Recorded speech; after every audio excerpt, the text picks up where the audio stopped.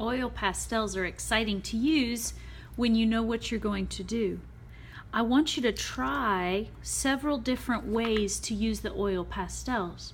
There are a few new ones in the box. You might want to try the new ones. You might want to try the ones that are already have the paper peeled off. You can peel the paper anytime you want. That's perfectly fine with me. Sometimes oil pastels break, and that's normal. So don't worry about it if the pastels break, but don't break them on purpose, please. I want to show you some ways to use them. I'm going to use this purple pastel as my example pastel. I'm going to peel a little bit of the paper off and set it to the side so I can throw it away later. One way you can use the oil pastels is to use soft pressure. When I'm coloring with the pastel, I barely touch the paper. Remember, pastels look like crayons, but they act like paint. If I want the color to be soft, I barely touch the paper. Notice I turn my paper sideways so I can kind of hide the direction of my strokes, the way I'm coloring. Now another way I can work is to press down hard, and that would look something more like this, where I fill in all the little white spaces across this paper and leave a solid color. Both are good ways to use pastels, and I want to see some of each in your picture. Now the favorite part for oil pastels is called blending.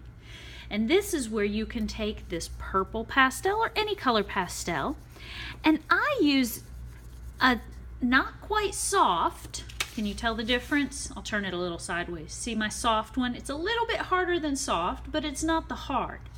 I'm coloring a space, or we can create a shadow. So I want you to compare these two. I'm going to use a black pastel for shadows, and I'm going to use a white pastel for the light. Let's see what happens. I'm going to add some white on top of this purple and blend it together just like you would blend paint. Look how much lighter the purple becomes when I add white. To create a shadow is a little bit trickier, but let's try it out. Black is a very powerful color. It just completely covered up all of my purple. So now I'm going to actually come back with more purple on top and blend the purple and the black together to create a very dark purple. It's so dark it almost still looks black. But when you look at the three colors together, let's put the regular purple in the middle so you can see. I'm going to color hard so you can see the difference. In your landscape, I would like to see that you have used light, the regular color, and some shadows. These are some ways, some techniques to use oil pastels today. When you are done with the pastels, please make sure all the pastels get inside the box and you close the lid carefully. Please use the paper towel to wipe the oil pastel off your hands. Your hands are going to be a mess. Mine have paint on them from earlier today.